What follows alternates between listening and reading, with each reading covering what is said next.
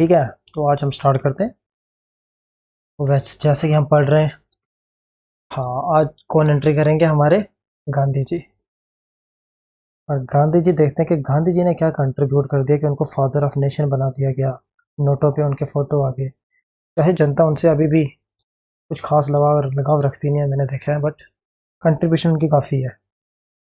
अगर सिर्फ यही देखा अगर सिर्फ यही देखा जाए कि उनकी क्यूमुलेटिव कितनी टोटल कितना टाइम उन्होंने जेल के अंदर स्पेंड किया, तो मोर देन 11 ईयर्स। तो ऑब्वियस सी बात है, अगर किसी इंसान ने 11 साल अपनी ज़िंदगी के जेल में बिताए, तो इतना तो वो डिज़र्व करता है, इतनी रिस्पेक्ट।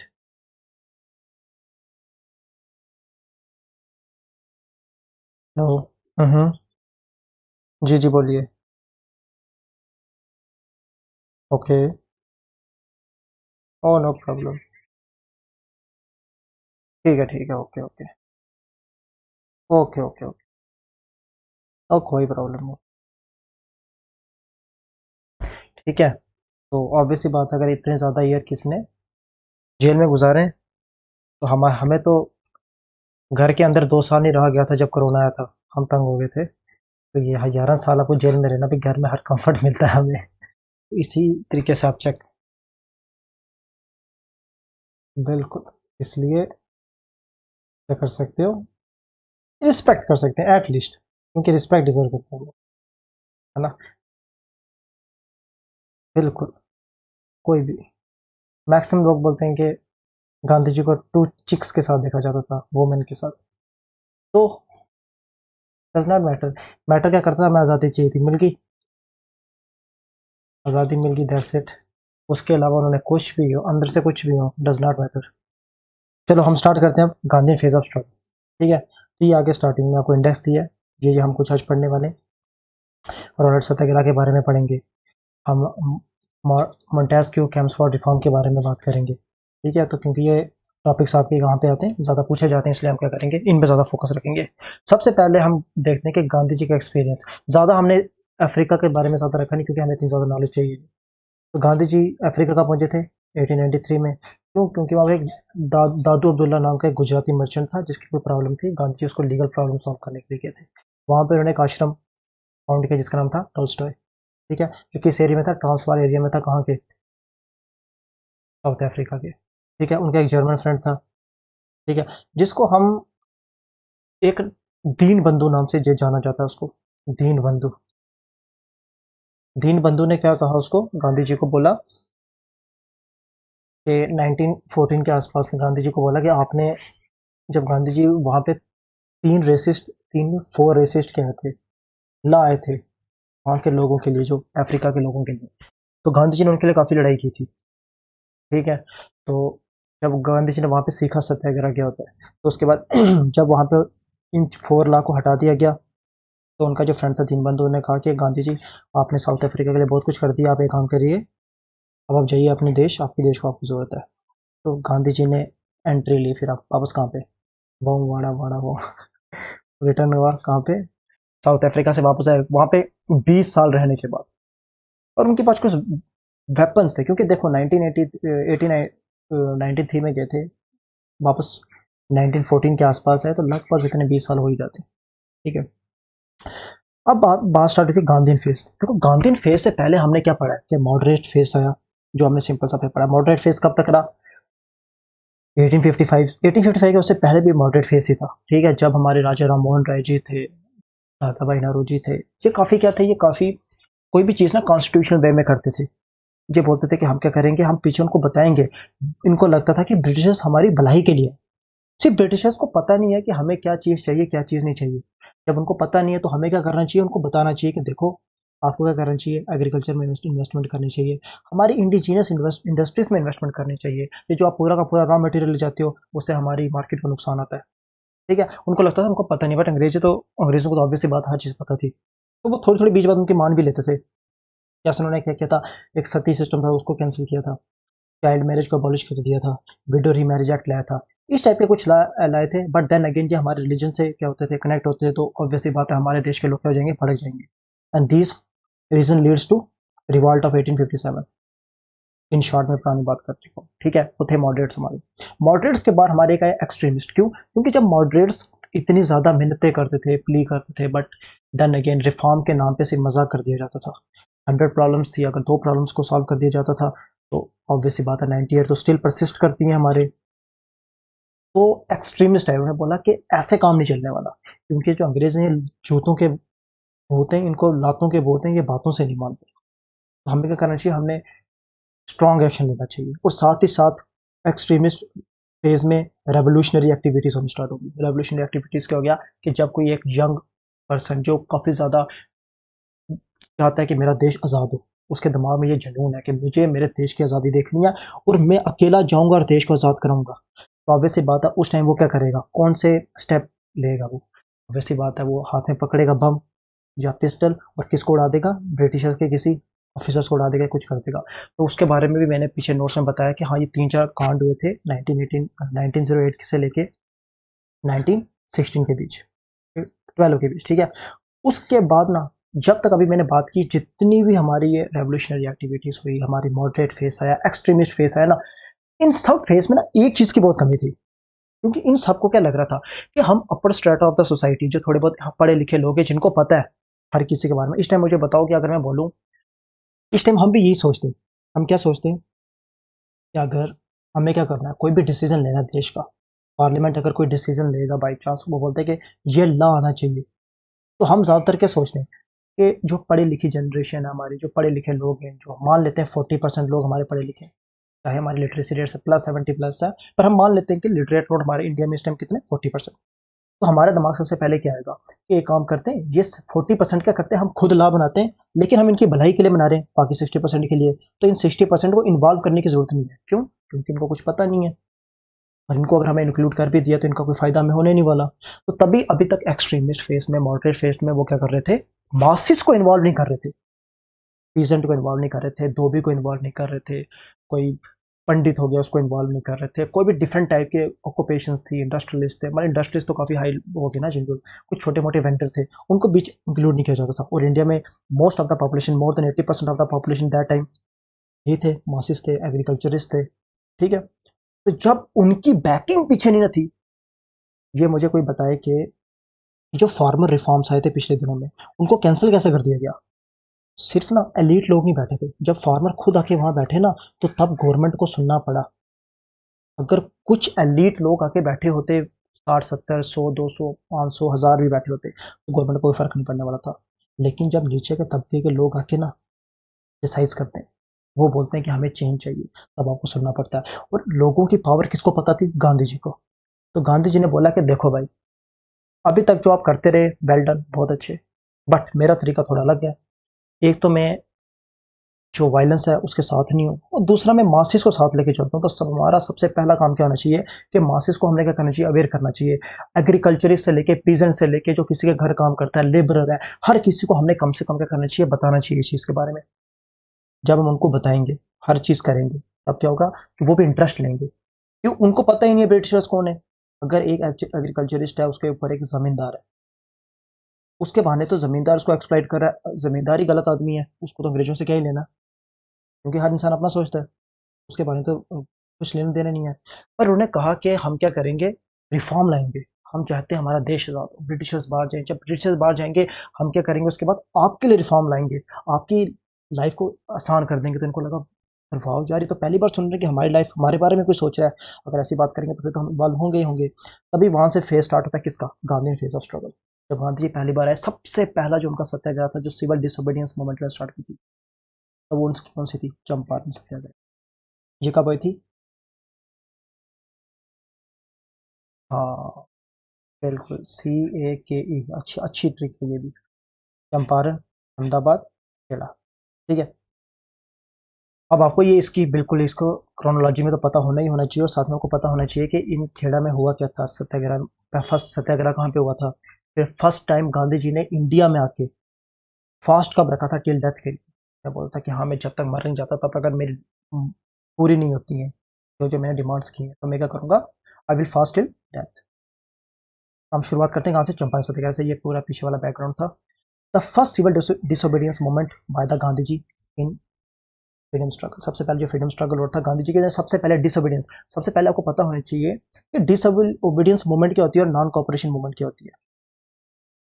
इन दोनों में एक ही डिफरेंस है, दोनों सेम ही है, बस एक छोटा सा डिफरेंस क्या है कि नॉन कॉपरेशन वो कब बोलते हैं, जब कोई भी अगर इंडिविजुअल है, जैसे मान लेते हैं कोई क्लर्क हो गया, कोई सिविल सर्वेंट हो गया, कोई पुलिस वाला हो गया, ये सब कौन है, ये ब्रिटिशर्स के अंडर काम कर रहे हैं, ठीक है। ये ऑफिशियल्स हैं जो किसके अंडर काम करते हैं, ब्रिटिशर्स के। अगर ये ऑफिशियल जो ब्रिटिशर्स के अंडर काम कर रहे हैं, ये उनकी बात मानने को मना करते हैं, बोले कि हम आपकी बात नहीं सुनेंगे, तो उसे कहते हैं हम non cooperation. But agriculturist, labourers, sweet vendors, ये तो ब्रिटिशर्स के अंडर काम नहीं करते हैं, तो अपना काम कर रहे हैं, ठीक है। तो जब ये मान लेंगे, ब्रिटिशर्स की बात मानने से मना कर देंगे, हम टैक्स नहीं देंगे या कुछ भी नहीं करेंगे, ठीक है, उसे कहते हैं सिविल डिसोबीडियंस। ये सिविल सोसाइटी क्या कर रही है, आपकी बात मानने से मना कर रही है, ठीक है। परसुटेड बाय राजकुमार शुक्ला, देखो ये वर्ड याद रख लो, क्यों, क्योंकि गांधी जी क्या, क्योंकि लास्ट टाइम भी एक क्वेश्चन हमारे में हमें क्या आया था एसआई में कि गांधी जी को उड़ीसा में किसने बुलाया था, तो इस टाइप के क्वेश्चन ना, क्योंकि घटिया टाइप के क्वेश्चन क्या हो जाते हैं, काफी ज्यादा इंपॉर्टेंट हो जाते हैं। वो मेरा भी गलत था क्योंकि वो मुझे तो शायद उसके बाद में जाके पता चला कि वो थोड़ा रैंडम टाइप क्वेश्चन था, इतना ज़्यादा लैमलाइट में भी नहीं रहा था, तो इस हम उसको ध्यान नहीं देते। बट कम से कम जो लैमलाइट में वो क्वेश्चन हमें करना चाहिए, वो तैयार रखना चाहिए। Persuaded by Rajkumar Shukla and indigo cultivator, Gandhi ji went to Champaran in Bihar. तो सबसे आपको ये भी पता होना चाहिए कि चंपारण है कहाँ पे, बिहार में था, ठीक है। To investigate the condition of the farmer there, Gandhi ji ने देखा कि वहाँ पे फार्मर्स की कंडीशंस क्या हैं। The farmers were suffering under heavy taxes and exploitative system, they were force to grow indigo. Indigo क्या होती थी, इंडिगो होती थी एक तरीके से हम बोलते हैं, जैसे हम नील नहीं बोलते आजकल, कोई भी हमारा व्हाइट कपड़ा है उसको क्या करते हैं, क्या करने के लिए, या कोई भी हमारा कपड़ा है उसको नीले कलर का अच्छा सा कलर डाई करने के लिए एक डाई थी इंडिगो। तो ब्रिटिश प्लांटर क्या करते थे, अंडर 3 काठिया सिस्टम के अंडर वो क्या करते थे, उनको बोलते थे कि आप क्या करो, ठीक?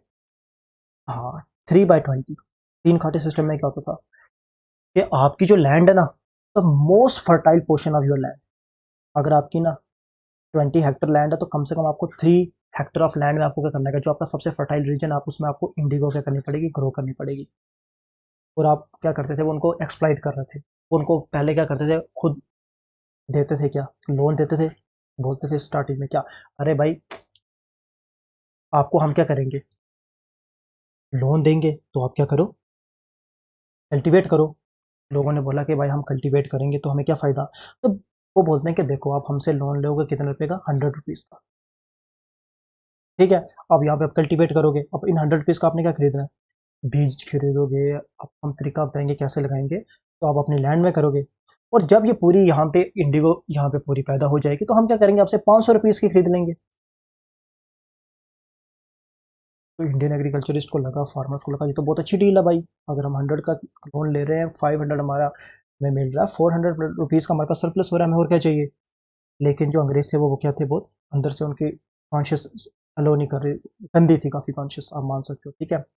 तो उन्होंने क्या किया कि 100 रुपीज़ का लोन दे के जब खरीदने की बारी आती थी, तो ज़्यादा से ज़्यादा वो कितने का खरीदते थे, 60 रुपये का, 70 रुपये का, 80 रुपये का, इससे ऊपर ज़्यादा वो खरीदते भी नहीं थे।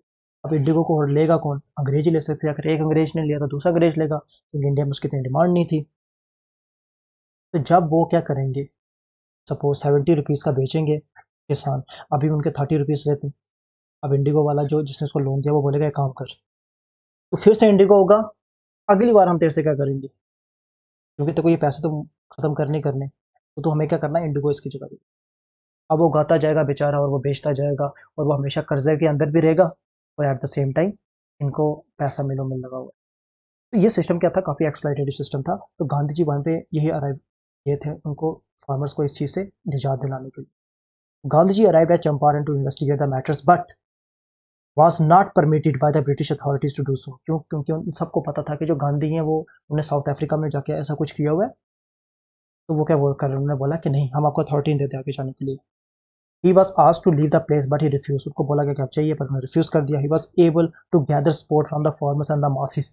अब जब पीछे खड़े हुए ना लोकल्स, इतने लोकल 200 के 1000 के आसपास, ठीक है, 2000 के आसपास, ठीक है।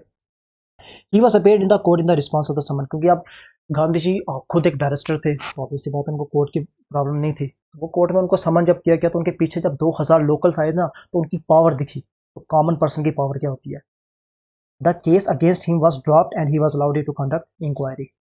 ऑब्वियस सी बात है कि उनके खिलाफ जो भी केस आया होगा, उन्होंने गांधी जी ने बोला होगा मैं यहाँ पे नॉन वायलेंस करना है, मुझे कोई प्रॉब्लम नहीं है, और आपको पता है कि मेरा तरीका क्या है, मैं कभी वायलेंस करके कुछ करता नहीं हूँ, मैं सिर्फ यहाँ पे लोगों की भलाई के लिए आया हूँ, अगर आपकी कोई चीज़ एक्सप्लॉइटेटिव है तो आपको वो रोकनी पड़ेगी। तो गांधी ने बोला कि आप क्या करो, उन सारे जो चार्जेस थे वो ड्रॉप कर दिए, कि उन्होंने बोला कि हाँ ठीक है, हम आपको क्या करते हैं, गांधी जी को बोलते हैं after peaceful protest against the planters the landlord led by the Gandhi the government agreed to abolish the exploitative तीन कार्ड सिस्टम।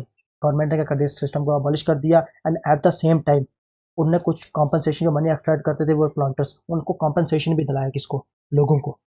और ये इंडियंस के साथ ज़्यादा कभी हुआ नहीं था पहले, कि ब्रिटिशर्स ने इंडियन की भलाई के लिए कोई स्टेप उठाया, वो भी किसी इंडियंस के कहने पे। Champaran struggle is called the first experiment on satyagraha by Gandhi ji, and later Ahmedabad mill strike को मेरा सत्याग्रह फॉलो किया। It was during this time, क्योंकि आप आपसे ये क्वेश्चन पूछ सकते हैं कि किस सत्याग्रह के बाद गांधी जी को नाम मिला था, क्या बापू का, वो था खेड़ा सत्याग्रह। और महात्मा का टाइटल भी कब मिला था उनको, चंपारण सत्याग्रह के लिए। जी, चंपारण चंपारण, ठीक है, हाँ बापुर महात्मा, ठीक है।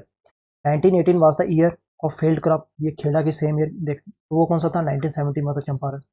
ये खेड़ा कब हुआ था, फेब्रवरी के आसपास 1918, ठीक है।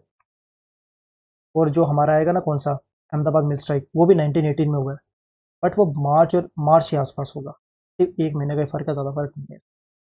1918 was the year of failed crop in Kheda district of Gujarat due to drought. और जब ड्राउट आता था ना, तो ब्रिटिश की एक पॉलिसी थी कि अगर मोर देन 75% अगर आपकी क्या हो जाती है, डिस्ट्रॉय हो जाती है फसल, तो आपको ना टैक्सेस देने की जरूरत नहीं। और क्या हुआ, काफ़ी ज़्यादा ड्राउट आया। As per the law the farmer were entitled to remission if the produce was less than the quarter of the normal out, but the government refused any remission from paying the land revenues. उस time Sardar Vallabhbhai Patel ने क्या किया, गांधी जी को बुलाया और कहा let the farmer in protest against the collection of the taxes in the wake of family.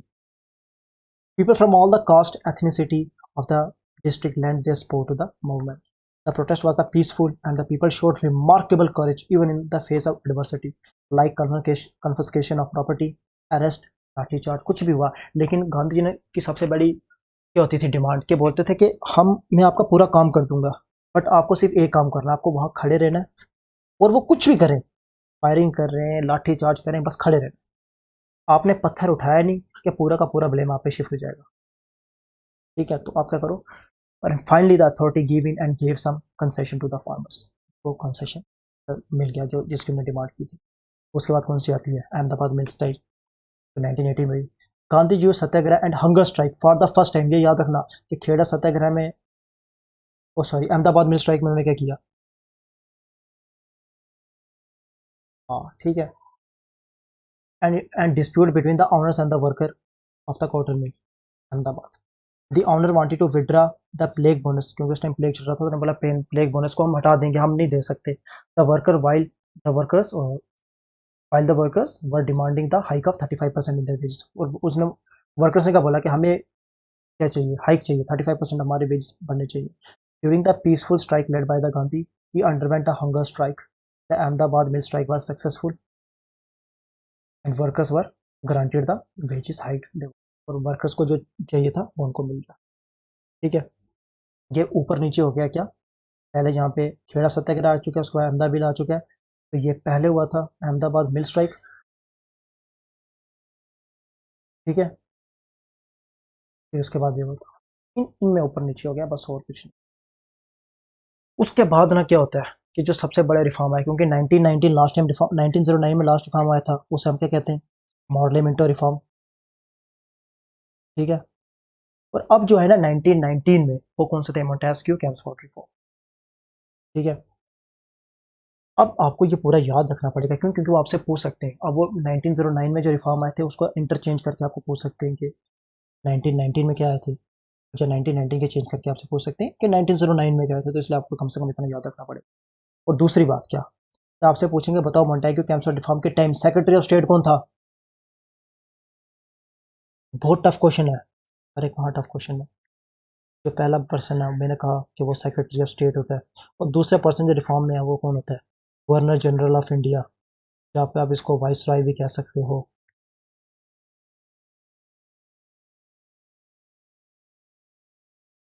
का मतलब क्या है कि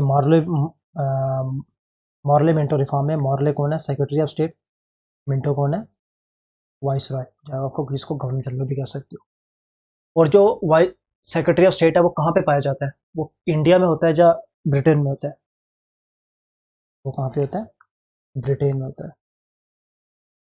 और ब्रिटेन में तो होता है, साथ ही साथ इसको 15 मेंबर की काउंसिल मिली है जो क्या करती है मोस्ट ऑफ द डिसीजंस में। और ये जो सेक्रेटरी ऑफ स्टेट है, ये एक लिंक है, एक ब्रिज है between the queen of England and viceroy of India. ठीक है, इन शॉर्ट आपको इन सबका पता होना चाहिए, मैं लास्ट क्लास में आपको। अब हम आते हैं किसमें, मोंटेगू कैंसलर रिफॉर्म में। Government of India act of 1990 की बात चल रही है, ठीक है। प्रोविंशियल गवर्नमेंट की बात चल रही है। डायरकी वाज इंट्रोड्यूस, यहाँ पे आपसे 100 कम से कम ना 50 से 60% चांसेस आपसे पूछ सकते हैं कि dyarchy was introduced in which act. लेकिन सिर्फ आपको ये नहीं याद रखना, dyarchy was introduced at provincial level, central level में नहीं आई थी अभी। सेंट्रल लेवल में कब आई थी, the government of Indian act of 1935। ठीक है, ये आपको याद रखना, वो आपसे पूछ सकते हैं, इनको इंटरचेंज करके पूछ सकते हैं आपसे कि जो डायरकी कब इंट्रोड्यूस हुई थी, प्रोविंस में कब हुई थी, उसमें कब हुई थी। अब बेसिकली डायरकी होती क्या है, डायरकी होती है there were two classes of administrator, executive councillor and ministers. इसमें क्या हो गया, इसमें क्या प्रॉब्लम आती है कि आपको क्या दिए जाते हैं, कुछ सब्जेक्ट्स दिए जाते हैं, कुछ लिस्ट दी जाती है। लिस्ट क्या हो गया, जैसे क्या आपको एक रिजर्व लिस्ट दी जाती है, एक आपको ट्रांसफर लिस्ट दी जाती है। इसमें क्या हो गया, इसमें एक सिंपल सी बात, जो ट्रांसफर लिस्ट होती है वो मिलती है किनको, मिनिस्टर्स को। मिनिस्टर्स कौन है, मिनिस्टर्स हो गए जिनको हमने क्या किया, इलेक्ट किया। अब ये इलेक्शन अभी तक देखो, 1909 में अभी तक भी ना डायरेक्ट इलेक्शन नहीं इंट्रोड्यूस हुए थे। मोंटेगू कैंसलर रिफॉर्म में first time, for the first time direct election, जैसे इस टाइम हम इलेक्शन देते हैं, लोकसभा के इलेक्शन देते हैं हम, अगर हमें प्राइम मिनिस्टर को चुनना होता है, हम लेजिस्लेटिव असेंबली के इलेक्शन देते हैं जब हमें चीफ मिनिस्टर चुनना होता है, और हम क्या करते हैं वहाँ पे डायरेक्ट वोट करते हैं। ठीक है, वैसे ही अभी तक ना 1909 तक डायरेक्ट इलेक्शन नहीं होते थे, लेकिन यहाँ पे फर्स्ट टाइम क्या होते हैं, डायरेक्ट इलेक्शन होते हैं। उसके बाद हम आगे देखते हैं, और आप ये पहले देख लो क्या, एक होती है रिजर्व लिस्ट, एक होती है ट्रांसफर लिस्ट। ट्रांसफर लिस्ट क्या होगी, ट्रांसफर लिस्ट होगी जिसमें बहुत वाहियात किस्म के क्या रखती है उन्होंने, सब्जेक्ट्स रखती है। जैसे क्या, ऐसे सब्जेक्ट्स जिसमें आपको ज्यादा रिस्पॉन्सिबिलिटी मिलती है, ना कि आपको पावर मिलती है, वो कहाँ पे रखे थे, ट्रांसफर लिस्ट में। और वो किसको दे दिए गए थे, इंडियंस को। क्योंकि इंडियंस को मैक्सिमम क्या मिलता था, एक लॉलीपॉप। उनको जब इंडियंस किसी चीज की डिमांड करते थे, सिर्फ ऊपर पेज में दिखाया जाता था कि हाँ हम आपको और ज्यादा आपको रिस्पॉन्सिबिलिटी दे रहे हैं, और ज्यादा रिस्पॉन्सिबिलिटी दे रहे हैं, बट इन रियलिटी क्या होता था, उनको बीच में पावर कुछ नहीं। ठीक है, यहाँ पे भी उन्होंने क्या किया, जो कुछ सब्जेक्ट्स थे, जैसे कि आपको इरिगेशन आप कर सकते हो, मेंडल की टेम्पल की कंस्ट्रक्शन कैसे करनी, आपको स्ट्रीट्स कैसी बनानी है, आपको रोड कंस्ट्रक्शन कैसे करनी है, ऐसे इस टाइप के, जिस टाइप के भी जिसमें आपको रिस्पॉन्सिबिलिटी लेनी पड़ती है, वो किस लिस्ट के अंदर आते, वो आते हैं ट्रांसफर लिस्ट के अंदर। और वो सब्जेक्ट जिनके पास पावर होती है, लाइक पुलिस, फाइनेंसिस, वहाँ पे जो खर्च में आते, रेवेन्यू कैसे आएगा, टैक्सेस कैसे कलेक्ट करने, ये कौन सी होती है, पावरफुल होती है लिस्ट सब्जेक्ट्स होते हैं। ये किसके पास थे, हमारे वाइस राय के पास, जो आप तब बोल सकते हो governor general of India. Governor general of India, और इसके अंडर जो 4 एग्जीक्यूटिव काउंसिल की क्या होती है, ठीक है, जो उसके अंदर 4 एग्जीक्यूटिव काउंसिल होते हैं और ग्रुप होता है। अब जो ट्रांसफर लिस्ट है, सपोज का अगर जो रिजर्व लिस्ट है उसमें सिर्फ क्या करता है, गवर्नर जनरल रूल बना सकता है। अब क्या होता था कि अगर पुलिस के लेकर या फाइनेंस को लेकर या टैक्सेस को लेकर अगर कोई रिफॉर्म आता था, तो सबसे पहले उसको गवर्नर जनरल पास कर सकता था। क्यों, क्योंकि इंडियंस का कोई लेना देना नहीं था, इसलिए इस लिस्ट से इंडियंस के पास सिर्फ ट्रांसफर लिस्ट थी। सबसे पहले गवर्नर जनरल पास करता था, फिर उसके पास जाता था किसके पास, सेक्रेटरी ऑफ स्टेट के पास, सेक्रेटरी ऑफ स्टेट पास करता था, तब जाके वो क्या था, उसकी इंप्लीमेंटेशन होती। बट ट्रांसफर लिस्ट में क्या होता था कि सबसे पहले इंडियंस किसी चीज़ को पास करते थे, फिर वो जाती थी किसके पास, गवर्नर जनरल के पास, फिर गवर्नर जनरल अगर पास करता था, फिर वो जाते थे सेक्रेटरी ऑफ स्टेट के पास। इसका मतलब क्या है कि ट्रांसफर लिस्ट में भी जो घटिया टाइप के हमें सब्जेक्ट दिए थे, उसमें भी अगर यहाँ पे ये पास कर देते हैं और भेजते हैं गवर्नर जनरल ऑफ इंडिया के पास, अगर गवर्नर जनरल ऑफ इंडिया उसको मना कर देता है, वो पास नहीं होगा। एट द सेम टाइम अगर गलती से गलती से कोई अच्छा गवर्नर जनरल ऑफ इंडिया आ गया, अगर वो भी पास कर गया, फिर कहाँ पे जाता है? सेक्रेटरी ऑफ स्टेट के पास, ताकि गलती से इंडिया की भलाई ना जाए। अगर ये रिजेक्ट करेगा फिर रिजेक्ट हो गया। तो ट्रांसफर लिस्ट के तब तक कंफर्म नहीं होता था कोई भी चीज़ जब तक ये दोनों उनको कर दे, हरी झंडी ना दे, एज सिंपल एज। तो आपको ये पूछ सकते हैं कि डायरकी कब इंट्रोड्यूस हुई थी? एज सिंपल सा, ठीक है। डायरकी इंट्रोड्यूस हुई थी एट प्रोविंशियल लेवल। कहाँ पे? प्रोविंशियल लेवल पे हुई थी 1919 में, ठीक है। सेंटर में नहीं हुई थी। सेंटर में कब हुई थी? 1935 में। The governor was in charge of reserve list along with his executive council. अभी मैंने भी बताया। The subject under this list देखो कौन कौन सी लिस्ट है। लॉ एंड ऑर्डर, ठीक है, इरिगेशन, फाइनेंसिस, लैंड रेवेन्यू, बड़े बड़े अच्छे subject. The minister were in charge of subjects under this transfer list. The subject included for education. Education, अब बोलते हैं कि लोगों को एजुकेशन खिलाओ। अब एजुकेशन खिला के ठीक है, ज़्यादा से ज़्यादा उनको कौन सी एजुकेशन मिल जाती है? क्लर्क चिलर बनाने की। अब वही क्लर्क किस कौन यूज़ करेगा? ब्रिटिश।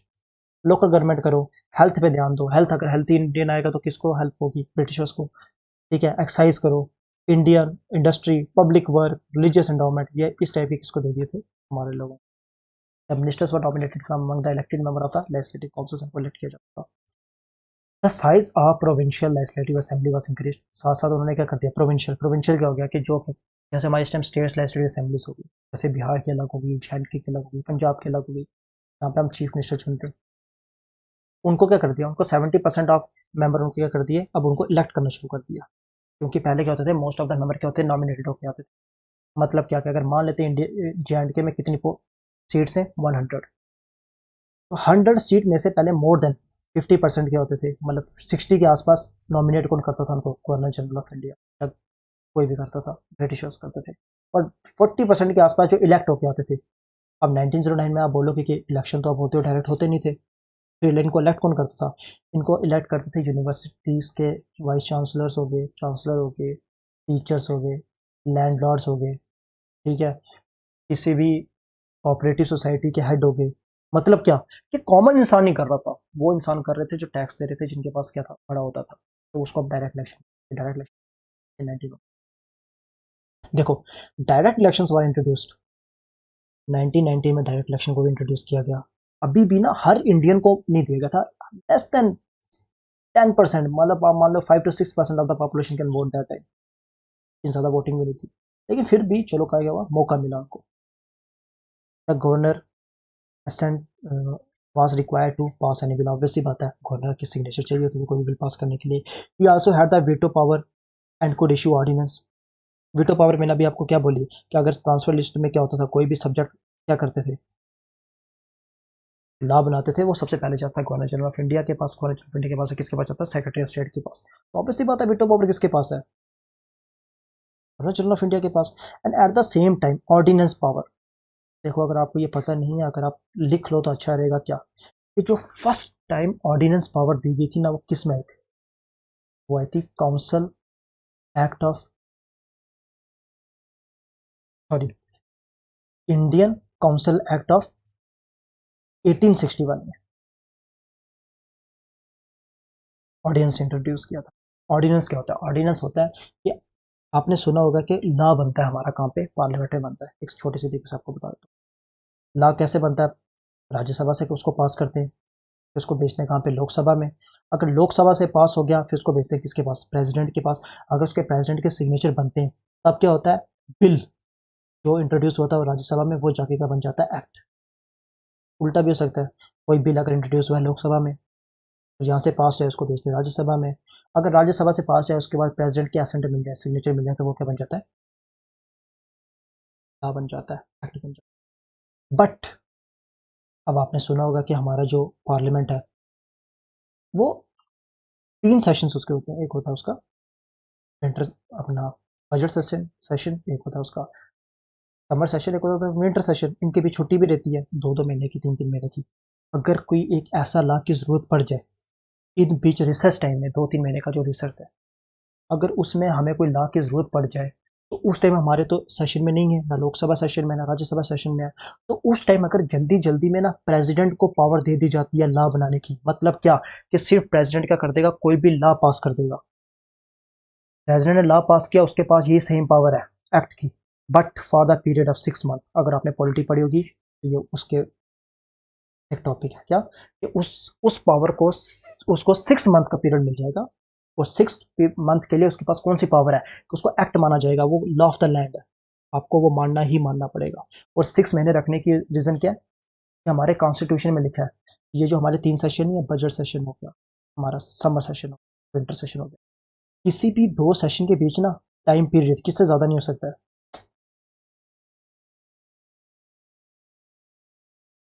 इन 2 सेशंस के बीच का पीरियड ना can not be more than 6 month. जब इनके बीच का पीरियड 6 मंथ से ज़्यादा नहीं होगा तो ऑब्वियसली बात है कि वो क्या करेंगे, प्रेसिडेंट के इस ऑर्डिनेंस को क्या कर रहे हैं, वो 6 मंथ दे रहे हैं। तो इस प्रेसिडेंट की पावर, लॉ बनाने की पावर, प्रेसिडेंट की लॉ बनाने की पावर को हम क्या कहते हैं, ऑर्डिनेंस। शायद आपको पता चल गया होगा ऑर्डिनेंस क्या होता है। मतलब क्या कि जब एग्जीक्यूटिव लॉ बनाता है ना कि लेजिस्लेचर, उसे हम क्या कहते हैं, ऑर्डिनेंस। ऑब्वियसली बात है कि उस टाइम 18 अगर इंडियन काउंसिल एक्ट ऑफ 1861 में आया था तो ऑब्वियसली बात है अभी तक वो कंटिन्यू चल रहा होगा।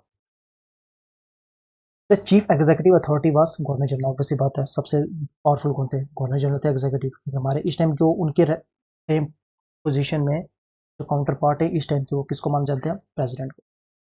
There were 2 list in the administration, central and provincial list. Okay, out of the 6 member of the viceroy executive council. मैंने लास्ट टाइम जब आपको पढ़ाया था मॉडल मिंटो रिफॉर्म, उससे मैंने आपसे क्या कहा था, मैंने कहा था वाइसरॉय की एक एग्जीक्यूटिव काउंसिल है जिसमें 4 मेंबर थे। उन 4 मेंबर के पास ना बहुत ज्यादा पावर थी, वाइसरॉय प्लस 4 मेंबर, ठीक है, मतलब 25 हो गए। तो फर्स्ट टाइम 1909 में ना, फर्स्ट टाइम एंट्री मिली थी एक इंडियन को इस एग्जीक्यूटिव काउंसिल का हिस्सा बनने की, और उनका नाम क्या था, दादा कुछ क्या नाम था, सत्येंद्र पी सिन्हा। ये याद रखना, पूछ सकते हैं आपसे कि जो गवर्नर के एग्जीक्यूटिव काउंसिल के फर्स्ट इंडियन जो मेंबर बने थे, वो ये पूछ सकते हैं आपको किस में बने थे, और कौन थे वो, सत्येंद्र पी सिन्हा। अब देखो 1919 में ना क्या हो गया, 21 को जो आपके इनकी स्ट्रेंथ बढ़ा के एक तो 6 कर दी गई थी 5 से, और अब हाफ वर्क हो गए, इंडियंस हो गए, मतलब जो पहले एक थे अब 3 इंडियंस उन्हें एग्जीक्यूटिव काउंसिल में। गवर्नर जनरल ऑर्डिनेंस इशू कर सकते हैं सेम टाइम। बाई कैमरलिज्म को इंट्रोड्यूस किया गया था, ये काफी ज्यादा इंपॉर्टेंट आपके लिए हो जाता है। बाई कैमरलिज्म देखो, डायरकी इंट्रोड्यूस हो रही है, डायरेक्ट इलेक्शन इंट्रोड्यूस हो रहे हैं, ठीक है। डायरकी कहाँ इंट्रोड्यूस हो रही है, प्रोविंशियल लेवल पे इंट्रोड्यूस हो रही है, ठीक है। जो हमारे आया बाई कैमरलिज्म लाया जा रहा है, बाई कैमरलिज्म क्या होता है कि 2 हाउसेस, अब क्या बोल रही है, by cameralism was set up the 2 legislative assembly, ठीक है। अब ये 2 हाउसेस बेसिकली होते हैं, अगर मैं आपको आज के रेफरेंस से बताऊं तो 2 हाउसेस क्या हो गए, एक हो गया हमारा लोकसभा, एक हो गया हमारा राज्यसभा। ये क्या, 2 हाउसेस हैं। अगर एक से बिल पास होता है तो दूसरे में जाता है, जब तक दूसरा असेंट नहीं रहेगा बिल पास नहीं होता, इसे हम कहते हैं 2 हाउसेस। कुछ स्टेट ऐसी भी हैं इंडिया की जिनमें बाई कैमरलिज्म है। इंडिया की इंडिया में 6 ऐसे स्टेट्स हैं, क्योंकि लास्ट 2019 अगस्त 5 तक 7 स्टेट्स थी, और जैसे जम्मू को क्या कर दिया, उसका स्टेटस चेंज कर दिया स्टेट से किस में, यूनियन टेरिटरीज में। तो साथ ही साथ उन्हें बाइकैमरिज्म को भी अबॉलिश कर दिया गया। अब कितनी इंडिया की बची हैं, 6 ऐसी स्टेट्स हैं जिसके पास क्या है, बाइकैमरलिज्म। मतलब क्या है कि उनके पास लेजिस्लेटिव असेंबली भी है और लेजिस्लेटिव काउंसिल भी है। सेंटर में तो हमारे पास लोकसभा और राज्यसभा है, बट स्टेट्स में भी बाइकैमरलिज्म है, 2 हाउसेस है। अगर आपको जनरल नॉलेज के दिमाग से रखना है कि कौन से 4 स्टेट्स हैं जिनके पास है, मैं आपको बता देता हूँ। एक हो गया बिहार, एक हो गया यूपी, फिर एक आपके पास कौन सा हो गया, महाराष्ट्र, बोलिए आगे, तेलंगाना, आंध्र प्रदेश, कर्नाटका, ठीक है। ये आप याद रखना, अगर आप उतार लो तो बहुत अच्छी बात होगी, कभी आपसे पूछ सकते। This act provided for the first time the establishment of, देखो, पब्लिक सर्विस कमीशन, यूपीएससी, जिसको हम आईएएस भी कहते हैं। ये इंट्रोडक्शन इसकी कब हुई थी, 1919 में, मॉन्टेस्क्यू के हेम्सफोर्ड रिफॉर्म में, ठीक है। ये भी याद रखना, आपको इसकी जानने की जरूरत नहीं है, बट इसमें साथ ही साथ, अच्छा सॉरी, इसकी जानने की जरूरत है बिल्कुल। और इस एक्ट में आपको प्रोवाइड क्या किया था, हमने बोला था कि हम क्या करेंगे कि 10 साल बाद एक कमीशन सेटअप करेंगे। उस कमीशन में हम देखेंगे कि इंडियंस इस काबिल हुए कि इनको क्या किया जाए, इनको दिया जाए, गवर्नमेंट चलाने का मौका दिया जाए, इनको डिसीजन लेने का मौका दिया जाए, देख सकें कि इंडियन सेल्फ सफिशिएंट हैं अपनी कंट्री चलाने के लिए।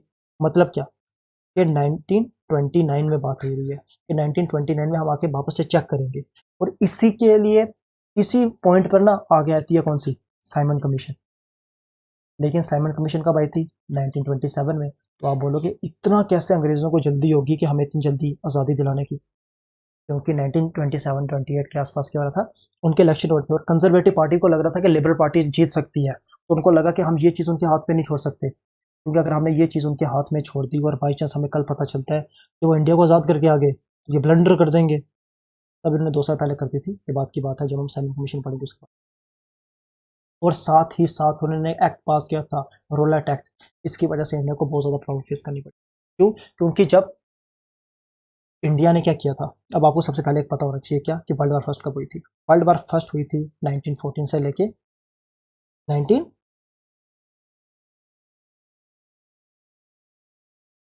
1914 से लेके 1918 के आसपास, ठीक है, 4 साल जब।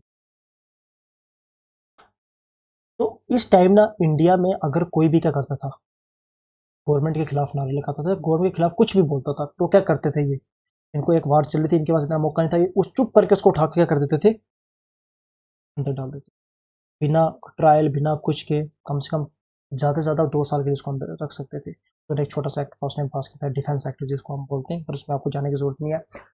तो जब 1918 में दे वर्ल्ड वार फर्स्ट खत्म हुई, अंग्रेजों को लगा ये काफ़ी अच्छा ला ये हमारे लिए, कि हम इस ला को परमानेंट क्यों ना कर दें, कि किसी भी बंदे को हम क्या कर सकते हैं, जिसको आजकल हम क्या बोलते हैं, प्रिवेंटिव डिटेंशन। प्रिवेंटिव डिटेंशन क्या होता है, कि इंसान ने भी गलती नहीं की है, अगर इस टाइम पता चला है कि किसी को पता चले कि रक्षित क्या करने जाना है, मर्डर करने वाला है, अभी मैंने किया नहीं है, लेकिन सब काफ़ी लोगों को लग रहा है कि मर्डर करने वालों किसी बंदे ने क्या कर दी, शिकायत कर दी पुलिस को, और पुलिस ने आके मेरे को पहले ही पकड़ लिया, मैंने अभी कुछ नहीं किया, मैं बिल्कुल बिल्कुल इस टाइम मेरे कुछ गलत नहीं किया, मैं बिल्कुल मासूम हूँ, आप मान सकते हो। बट फिर भी क्या हुआ, पुलिस ने मुझे पकड़ लिया। क्यों?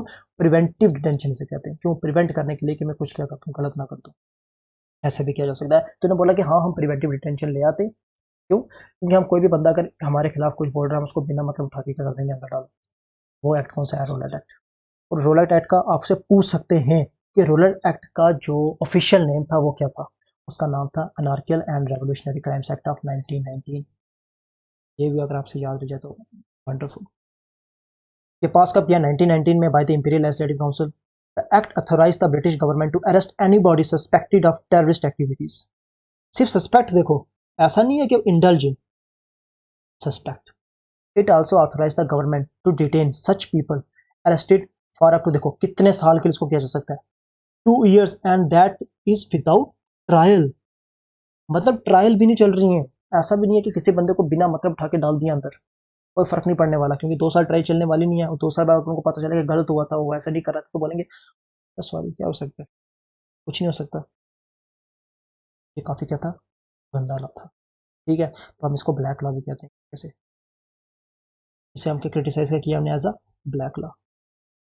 It empower the police to search for the place without a warrant. At the same time उन्होंने पुलिस को बहुत ज़्यादा अनलिमिटेड पावर दे दी थी, and one of those power was कि आप किसी के घर को किसी टाइम भी सर्च कर सकते हो, and that also without a warrant, आपको वारंट की जरूरत भी नहीं है।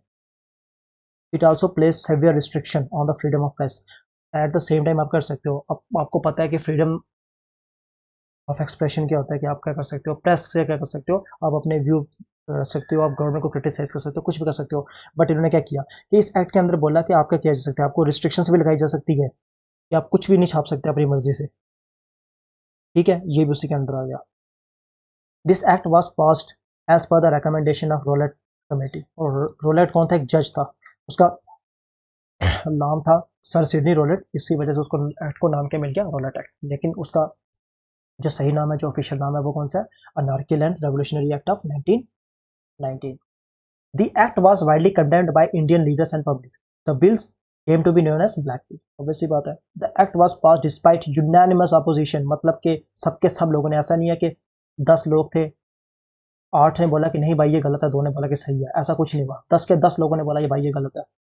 And this include Mohammad Ali Jinnah नहीं बोला, मदन मोहन मालवीय है, हैरजर, गांधी जी, जितने भी थे हमारे, सबने क्या, तो इसके लिए गांधी जी ने बोला कि हम क्या लाने वाले, डिसोबीडियंस मूवमेंट, ठीक है। गांधी जी ने बोला कि हम इनकी जाति बिल्कुल नहीं सहेंगे, but at the same time आपको क्या करना पड़ेगा, आपको सत्याग्रह के हिसाब से चलना पड़ेगा, आपको बैलेंस नहीं करनी पड़ेगी। In response to this act, the national wide hartal was called by the Gandhiji on 6th of April. This was called as roller Satyagraha. Obviously बात है सत्याग्रह हो रहा है और कब हो रहा है, रोलर के लिए हो रहा है, तो तभी रोलर सत्याग्रह कर दिया. The movement was cancelled by Gandhiji when it was marred by riots in some provinces and particularly in Punjab where the situation was grim. बाद में उन्हें क्या करना पड़ा कि डिसोबीडियंस मूवमेंट को बंद करना पड़ा. The British government primarily intention was to repress the growing nationalist movement in the country. The British were also afraid to Gandhite revolution in Punjab and the rest of the country. तो अब क्या हो गया कि जब ये गांधी जी ने क्या किया, उसको बंद किया, तब टू पॉपुलर कांग्रेस लीडर, अब आपसे ये नाम पूछ सकते हैं, ये दो नाम के लिए आपके लिए इंपॉर्टेंट है. ये कौन थे? सत्यपाल मलिक और एक थे सफुद्दीन किचलू. इनको अरेस्ट कर दिया गया बेसिकली. ठीक है, किसी के अंडर, उसी के अंडर, क्यों, कौन सा, रोलर एक्ट के अंडर इनको क्या कर दिया, अरेस्ट कर दिया. अब जब इनको अरेस्ट किया गया ना, तो हमारे पंजाब में क्या हुआ, एक एरिया था जलियांवाला बाग के पास, लोगों ने क्या इकट्ठे हुए, लोगों ने बोला कि हाँ भाई ये गलत हुआ है, आपको क्या करना चाहिए, इनको छोड़ना चाहिए. तो इन्हीं दो लीडर्स के लिए क्या हुआ था, ये चीज स्टार्ट हुई थी. The protest was very intense and when the act came into effect and the army was called Punjab and tackle this situation, tackle करने के लिए बोला, और उसी that lead to Jallianwala Bagh massacre. ठीक है. On the day of festival Baisakhi 13 April 1919 in Jallianwala Bagh, a public garden Amritsar crowd of non violent protester, कोई violent नहीं कर रहा था, had gathered. Also among the crowd were pilgrims who had come to celebrate Baisakhi. क्योंकि obvious सी बात है, अमृतसर है, वहाँ पे गोल्डन टेम्पल है, तो बैसाखी में तो पंजाब में बहुत ज़्यादा मनाया जाता है, तो मैक्सिमम काफ़ी लोग वो 13 अप्रैल के पास तो ऑब्वियस सी बात है वहाँ पे आएंगे. General Dyer came with their his troops and blocked the only narrow entrance to the garden. उसने वो बंद कर दी, and without warning he ordered his troops to fire at the unarmed crowd, which include children as well. The indiscriminate firing went for about 10 minutes until 1,650 rounds of ammunition were exhausted. This resulted in the deaths of at least 1,000 people and injured over 1,500 people. और इसको क्या करने के लिए, ये जो Jallianwala Bagh massacre है, इसको चेक करने के लिए, इसमें आप क्या करने के लिए वहाँ पे बैठाएगी, क्या कमीशन बैठाएगी, जनरल डायर ने जो किया है वो गलत किया है, इसके लिए आप एक कमीशन बैठाई जाए. National leader condemned the act and direly unequivocally. सबने सीधा सीधा बोल दिया कि ये जनरल डायर का सबसे बहुत ड्रैकोनियन चीज उसने किया, बहुत गलत चीज उसने किया. However Dyer was appreciated by men of the Britain and British in the India, although some people of the British government were quick to criticise it. अब ऑब्वियसली बात है, ब्रिटिश गवर्नमेंट, उनके लिए हम इंडियंस क्या थे, भेड़ बकरी के समान, मर गए कुछ मर गए, हम उनको फर्क इतना कुछ पड़ता नहीं था. But at the same time कुछ ऐसे ब्रिटिशर्स थे जिन्होंने उनके जनरल डायर के इस एक्ट को किया, कंडेम किया, क्रिटिसाइज किया. और क्रिटिसाइज करने वाले में कौन कौन था, विंस्टन चर्चिल था, जो कौन था, फॉर्मर प्राइम मिनिस्टर ऑफ, और प्राइम मिनिस्टर कौन था, एच अशकित, इसने भी किया, क्रिटिसाइज किया उसको. विंस्टन चर्चिल कौन था, काफी ज्यादा बहुत ज्यादा स्ट्रेटजिस्ट था कहाँ का, ब्रिटिश का है, और काफी ज्यादा इसके कंट्रोवर्सीज बहुत ज्यादा कनेक्ट है ये कंट्रोवर्सी से. और एक कंट्रोवर्सी से अगर आपको पता होना चाहिए कि जब बंगाल फेमिन आया था 1939 के आसपास, तो ब्रिटिशर के जो कुछ ऑफिशियल्स थे इंडिया में रहने वाले, उन्होंने जाके लिखा था किसको, विंस्टन चर्चिल को, कि इंडिया में क्या हो रहा है, फेमिन बहुत ज़्यादा आ गया, थोड़ा सा खाना यहाँ पे लाओ, क्योंकि हमारा ये ब्रिटिश इंड्यूस फेमिन है, ब्रिटिश की वजह से फेमिन आ रहा है. क्यों? क्योंकि सारा सारा राशन हमने यहाँ से उठा के कहाँ भेज दिया, ब्रिटेन में भेज दिया वर्ल्ड वार सेकेंड लड़ने के लिए. तो यहाँ पे लोग भूखे मरने शुरू हो गए, तो यहाँ पे थाउजेंड पीपल मर रहे हैं, तो हम क्या करें, आप हमारे लिए कुछ भेजो यहाँ लोगों के लिए. तो विंस्टन चर्चिल ने क्या किया था, जो लेटर का रिप्लाई दिया था, लेटर के साइड में छोटे से कॉर्नर में क्या लिखा था कि अगर इतने लोग इंडियंस मर रहे हैं, पहले उसने बोला कि देखो मेरे को कोई फर्क नहीं पड़ता, इंडियंस मर रहे हैं, मेरे लिए इंडियंस मर रहे हैं, भेड़ बकरी मर रही है कि बराबर है, पर अगर आप बोल रहे हो कि इंडियंस मर रहे हैं इतने ज़्यादा ही, तो अभी तक गांधी क्यों नहीं मरा. उसने साइड में ये चीज़ देखी थी. ठीक है. The government was set up the Hunter commission to inquire into the massacre. Hunter commission, अब आपसे पूछ सकते हैं कि जो जलियांवाला बाग मैसेकर हुआ था, कौन से कमीशन को वहां पे भेजा था, क्या इंक्वायरी करने के लिए किसको भेजा था, तो वो किसको भेजा गया था, हंटर कमीशन को. Due to the commission being composed of both British and Indian official, और ये ऐसा ऑब्वियसली बात है, सिर्फ ब्रिटिशर्स नहीं होंगे ऑफिशियल्स, वहाँ पे इंडियंस भी बैठे होंगे जब क्या चल रही होगी, इंक्वायरी चल रही होगी. There was a report of racial tension between them. In spite of this, the committee unanimously condemned General Dyer's action and published the following findings.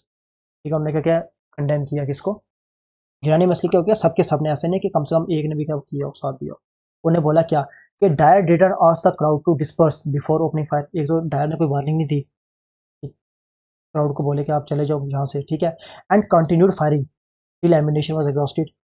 This constitute a serious error. Dyer intention of producing a moral effect through the use of force was commendable and has been exceeded the limit of the authority assigned to him। जिसकी जितनी उसको authority दी थी उससे बहुत ज़्यादा उसने बड़ा action ले लिया। There was no conspiracy to oust British rule in Punjab that lead to the assembly Jallianwala massacre। Obvious सी बात, एक सिंपल सी बात की है क्या कि इनोसेंट लोग थे वहाँ पे। जनरल डायर ने जब क्या किया कि एक बार राउंड खत्म हो गया तो उसके बाद जनरल डायर ने कम से कम क्या करना चाहिए था, देखना चाहिए था कि जितने लोग बचाए जा सकते थे। उसने एम्बुलेंस नहीं बनाई, कुछ नहीं बनाई ताकि उनको बताया जाए।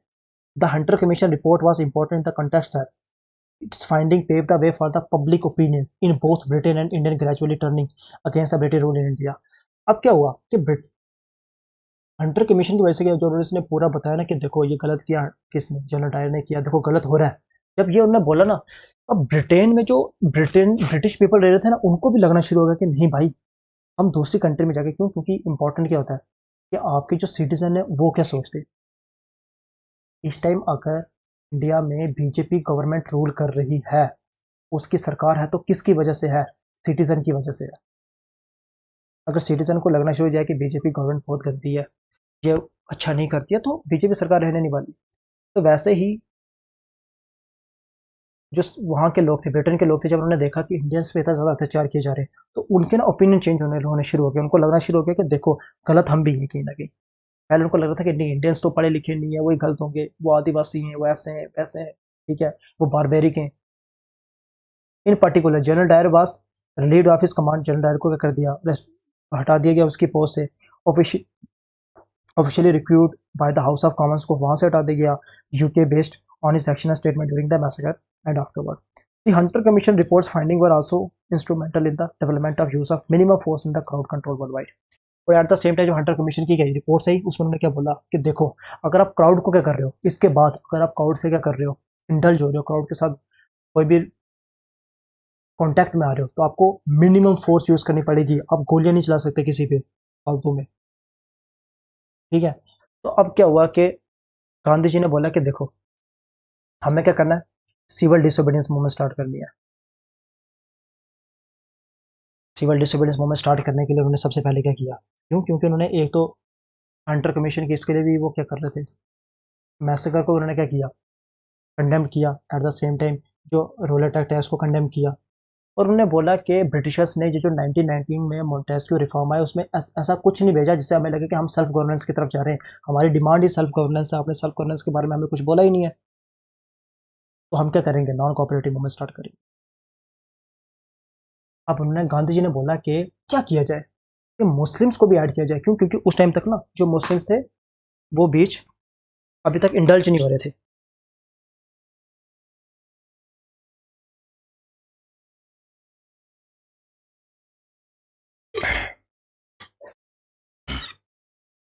जो उस टाइम तक मुस्लिम्स क्या थे, जो इंडल्ज नहीं हो रहे थे काफ़ी। तो क्या किया गया, उस टाइम क्या हुआ था बेसिकली, 1918 में जब ना वर्ल्ड वार, 1914 से जब वर्ल्ड वार शुरू हुई, 1918 के बीच ना, जब मैंने फर्स्ट दिन ना आपको पढ़ाना शुरू किया था, मैंने आपको क्या बोला था कि पोर्तुगीज का और दूसरों का, जो हमारे स्पेन वाले हैं, जो कोई भी हैं, उनका सी रूट से आना सबसे बड़ा रीजन क्यों था, इसलिए कि जो रेड सी वाला एरिया था, वो अरब के लोगों ने क्या किया था, ओटोमन एम्पायर जो था, टर्क एम्पायर था, उन्होंने क्या किया था, वो इस एरिया को कवर करके रखा था। अगर वहां से यूरोप के पीपल आते थे कोई ट्रेड करने के लिए, तो ये क्या करते थे, उनसे हाई टैक्सेस लेते थे, ठीक है, तो वहां से निकलना पड़ता। अब जो मेडिटेरेनियन वाला वो पोर्शन था, थोड़ा थोड़ा रेड सी वाला पोर्शन था, वहां पे कौन था, ऑटोमन टर्क एम्पायर था। और ऑटोमन टर्क एम्पायर में एक एक एंटिटी होती थी जिसका नाम होता खलीफा, जिसका नाम क्या था, खलीफा कौन होता था, ये मुस्लिम्स का रिलीजियस हेड होता था, और ये टर्की रीजन के आसपास था खलीफा, ठीक है। ये कौन था, मुस्लिम का रिलीजियस हेड था। अब क्या हुआ कि 1914 से 1918 के बीच अब क्या चल रही थी, वॉर चल रही थी, किसकी, वर्ल्ड वॉर फर्स्ट चल रही थी। तो ब्रिटेन का साथी ये कौन था, रशिया भी था। तो ब्रिटेन बीच में क्या चाहता था कि हम क्या करें, रशिया की तरफ क्या करें, मेडिटेरेनियन थ्री सी के थ्रू क्या करें, उसमें फर्स्ट एड भेजें हम उनके लिए, ठीक है, मेडिकल, उनके लिए मेडिसिन वगैरह भेजें हम, उनके लिए खाना वगैरह भेजें। ठीक है, फूड वगैरह भेजें उनके लिए, रॉ मटेरियल जो भी उनको चाहिए उनके लिए हम वहाँ से भेजें। अब वो उनको कहाँ से भेज सकते थे? ऑटोमन टर्क एम्पायर के बीच से भेजना था, क्योंकि वहीं से पहुँचाया जा सकता था, उस तरफ से जाया नहीं जा सकता था क्योंकि वहाँ पे ऊपर जर्मनी वाले थे, ठीक है, नीचे इटली था। दोनों कहाँ पे, वो दोनों क्या थे, पार्टनर थे। तो इन्होंने क्या किया, इन्होंने ऑटोमन टर्क्स एम्पायर के पास गए कोई ब्रिटिशर्स, इन्होंने उनको जाके बोला कि आप क्या करें, आप हमें यहाँ से निकलने दें, अब हमें यहाँ से रोक दें और शायद हम क्या करें, रशिया तक क्या करें, ये खाना पहुंचा सके। क्यों? क्योंकि रशिया के पास ना ये खाना खत्म हो रहा था, क्योंकि रशियंस की पूरी maximum most of the population किसमें इन्वॉल्व थी, वर्ल्ड वार में। तो उनके पास उस बार वो खाना उगा नहीं पाए, कुछ नहीं कर पाए। तो इन्होंने क्या किया, ऑटोमन टर्क एम्पायर से ब्रिटिश ने क्या बोला, हमें जाने दो। पर ऑटोमन टर्क एम्पायर ने क्या किया कि ब्रिटिशर्स का साथ देने की जगह वो जर्मन्स का साथ देना शुरू हो गए, और ये बात ना ब्रिटिशर्स को बहुत दुखी। और जब ब्रिटिशर ने फर्स्ट वर्ल्ड वार जीती, ठीक है, तो एक्सिस पावर ने क्या किया, एक्शियल पावर को हराया किसने, ब्रिटिशर्स पावर, ब्रिटिशर ने, जो जर्मनी हो गई, ये सब जो मिलके लड़ रहे थे, इनको जब हराया ना, तो ब्रिटिशर्स ने क्या किया कि ऑटोमन टर्क एम्पायर को तोड़ना शुरू किया, क्योंकि उन्होंने हेल्प नहीं की थी, ऑब्वियस सी बात है। और ऑटोमन टर्क एम्पायर के ना, ऐसे नहीं कि सिंपल जाके लड़ना शुरू किया, उन्होंने क्या किया कि एक रीजन को दूसरे रीजन के खिलाफ भड़काया, दूसरे रीजन को तीसरे के खिलाफ, तीसरे को चौथे के खिलाफ, चौथे को पांचवें के खिलाफ। इतनी जगह उन्होंने जाके ये आग लगाई कि उनकी ना पूरा जो पूरा एम्पायर है ना, वो छोटे छोटे टुकड़ों में क्या हो गया, टूट गया। तो वो रीजन कौन सा था, बाल्कन रीजन था, बाल्कन, बाल्कन रीजन था, ठीक है। अब वो इतने छोटे टुकड़े हुए ना, उसके इतने छोटे टुकड़े हुए कि आज भी अगर कोई एक स्टेट है ना, सपोज के इंडिया, इंडिया इंडिया जब आज़ाद हो रहा था, तो इंडिया के 500 समथिंग क्या थी, जो प्रोविंसेस थी, कौन सी प्रिंसली स्टेट्स थी। अगर इंडिया की जो प्रिंसली स्टेट होती है वो सबके सब आज़ाद हो जाती है, बोलते हैं हम इंडिया के साथ जुड़ेंगे, तो इंडिया के बहुत सारे टुकड़े हो जाते। तो वो इतने ज़्यादा इस एरिया के टुकड़े हुए कि इस टर्म को ही नाम, इसको नाम ही दे दिया गया, क्या, बाल्कनाइजेशन। बाल्कनाइजेशन क्या हो गया कि कोई भी एक एरिया जो एक दूसरे टूट के ना, उसके बहुत सारे फ्रेगमेंट्स बन जाए, कोई एक एरिया क्या हो जाए, टूट के बहुत सारे डिफरेंट में आ जाए। तो वैसे उन्होंने क्या किया, ब्रिटिशर्स ने बाल्कनाइजेशन कराया किसका, ऑटोमन टर्क एम्पायर का। इसके बहुत सारे डिफरेंट टुकड़े हो गए, टर्की निकल गया, और डिफरेंट डिफरेंट कंट्रीज आ गए, सऊदी अरेबिया आ गई, यूएई आ गई, जो जो भी कंट्रीज आ गई, ठीक है। तो वहां पे उन्होंने एट द सेम टाइम उन्हें खलीफा को भी वहां से हटवाया फिर। और जैसे ही उन्होंने खलीफा को वहां से हटवाया, तो ऑब्वियसली बात है, वर्ल्ड वाइड में जितने भी मुस्लिम्स थे उनके सेंटिमेंट को हर्ट हो गया, खलीफा उनका एक रिलीजियस लीडर माना जाता है। तो इंडिया में उसका रिएक्शन क्या आया ब्रिटिशर्स के खिलाफ, उन्होंने स्टार्ट किया क्या, खिलाफत मूवमेंट। अब पता चला कि इस खिलाफत मूवमेंट को क्यों नाम दिया गया उसका, क्योंकि खलीफा को हटाया गया था कहाँ से, टर्की वाले रीजन से। तो इस खिलाफत मूवमेंट को किसने आगे चलाया था, किसने क्या किया था, चलाया था किसने, अली ब्रदर्स ने। अली ब्रदर्स ने क्या किया था, इस खिलाफत मूवमेंट को आगे चलाया था। तो गांधी जी ने देखा कि देखो, एक रिलीजन एक ऐसा फैक्टर है ना जो हर किसी को यूनाइट भी कर सकता है, तोड़ भी सकता है। तो गांधी जी ने क्या किया, एक तरफ से अपनी नॉन कॉपरेशन मूवमेंट स्टार्ट की, सिविल डिसोबीडियंस मूवमेंट स्टार्ट की, और साथ ही साथ मुस्लिम्स के पास के उन्होंने बोला, गांधी ने बोला कि देखो कितना गलत कर दिया ब्रिटिशर्स ने, जो खलीफा को हटा दिया, उनको बिल्कुल नहीं ऐसा करना चाहिए था। अब मुस्लिम्स क्या हो गए, वो भी आके साथ जुड़ गए। अब जो वो आगे साथ जुड़े तो इंडिया पूरा यूनाइट हो गया। तो उन्हें किसके खिलाफ लड़ना शुरू किया, ब्रिटिशर्स के खिलाफ लड़ना शुरू किया। The non cooperation movement was launched on 1st August 1920 by the Indian National Congress under the leadership of Mahatma Gandhi. But but 1 अगस्त को ना एक चीज़ और भी होगी, कि जो हमारे ना रेवोल्यूशनरी थे, हमारे बाल गंगाधर तिलक, उसी दिन सुबह उनकी डेथ भी होगी। अब इस मूवमेंट को लॉन्च कैसे किया गया, कि सबसे पहले जो 2 लाख पीपल आए थे गांधी जी के आसपास, उन्होंने पहले उनको ट्रिब्यूट दी, उनके लिए एक मौन रखा थोड़ी देर के लिए, रिस्पेक्ट दी उन्होंने। किसको respect the, the maker of the modern India. और उसके बाद मूवमेंट स्ट्राइक जो थी, मूवमेंट को स्टार्ट किया कि with strikes and procession all over the India. He moved the main resolution of non cooperation, the programme of surrender the of titles, कि जितने जितनों को टाइटल मिला, जैसे सर पहले टाइटल मिलता था, जैसे सर दिनकर राव हो गए, सर रविंद्रनाथ टैगोर हो गए, ठीक है, ऐसे सर का टाइटल देते, नाइटहुड का टाइटल देते। गांधी जी ने बोला कि सबके सब क्या करो, टाइटल को अबॉलिश कर दो। बायकॉट ऑफ स्कूल, स्टूडेंट्स को बोला कि स्कूल को बायकॉट कर दो। कोर्ट इंडियंस को बोला कि अगर आप कोर्ट में आप जाके लड़ते हो, उसको अबॉलिश कर दो, काउंसिल्स को अबॉलिश कर दो, बाइकआउट कर दो फॉरेन गुड्स का, प्रमोट करो क्या हिंदू मुस्लिम यूनिटी को, एंड स्ट्रिक्ट नॉन वायलेंस। अगर वायलेंस आपने की नहीं तो ये हमें बोल देंगे हम जंगली लोग हैं, ये उसके बाद हमारे पे गोलियां चलाएं कुछ भी करें वो जस्टिफाई हो जाएगा, ऐसे मत करने देना। नागपुर सेशन, अब देखो नागपुर सेशन 1920 में किया गया, ठीक है। और एक नागपुर सेशन की आपको बात बताता हूँ, ये सबसे इंपॉर्टेंट क्यों माना जाता है, कम से कम इतना याद कर लेना कि 1920 में कहाँ पे हुआ था, नागपुर सेशन हुआ था। तो नागपुर सेशन में क्या हुआ था बेसिकली, कि इससे पहले कांग्रेस का ना तरीका क्या होता था, बहुत अलग होता था रूल्स वगैरह बनाने का। कैसे कि जैसे मैंने आपको नहीं कहा कि जो हमारी कांग्रेस है 1905 का सेशन कहाँ पे हुआ, 1906 का सेशन कहाँ पे हुआ, 1907 का सेशन कहाँ पे हुआ, जो 1907 का वो सूरत में हुआ वहाँ पे उसमें स्प्लिट आई। पहले जो हमारी क्या थी, इंडियन नेशनल कांग्रेस थी, वो हार्डली क्या करती थी, एक बार साल में मिलती थी और एक ही बार बोलती थी कि इस साल हमने क्या क्या करना है। जैसे ही वो डिसाइड हो गया फिर पूरे साल वो वापस नहीं मिलते थे, बस सीधा करते थे, काम करते रहते थे। लेकिन गांधी जी ने बोला कि ये नहीं चलेगा भाई, जब तक हम क्या करते हैं, क्योंकि आपको सिचुएशन के हिसाब से क्या करना पड़ता है, क्योंकि आज जो सिचुएशन है वो 6 महीने बाद सिचुएशन रहने वाली है, हम पूरे साल वेट नहीं कर सकते। तो नागपुर सेशन में 1920 में उन्होंने क्या किया था, उन्हें बोलता कि अब उन्होंने क्या किया, एक कांग्रेस की काउंसिल बनाई, ठीक है। इस काउंसिल का काम क्या था, ये काउंसिल क्या करती थी, मंथ के हिसाब से, वीक के हिसाब से क्या करती थी, टारगेट चेंज करती थी, बोलती थी कि अब हमने क्या करना है, अब ये छोटी चीज़ हमने एक्वायर करनी है, हमने ये क्या करना है, जो टारगेट है इसको कंप्लीट करना है।